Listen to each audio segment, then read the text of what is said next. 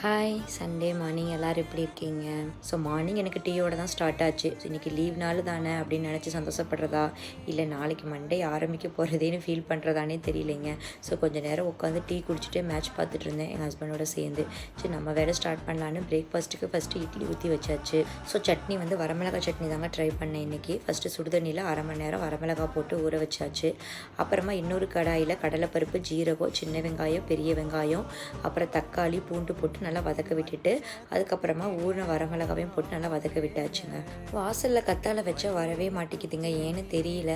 சரி கொஞ்சம் டெரஸில் வைக்கலான்னு வச்சு பார்த்து நல்லாவே வளர்ந்துருந்துச்சு. திரும்பவும் கொண்டு போய் வாசலில் வச்சுருக்கேன், எப்படி வரப்போகுதுன்னு தெரியல. சட்னி அப்படியே ரெடி ஆயிடுச்சுங்க. மிக்சியில் அரைச்சி தாளிச்சும் ஊற்றிட்டேன். விகானாக்கு வந்து பிடிக்காது இந்த சட்னி, அதனால் அவளுக்கு தனியாக தேங்காய் சட்னி ரெடி பண்ணியாச்சு. ஸோ என் பையனுக்கு தனியாக ஃபுட்டு இனிமேல் இருந்து ரெடி பண்ணணும், 6 மந்த் ஃபுட்டு.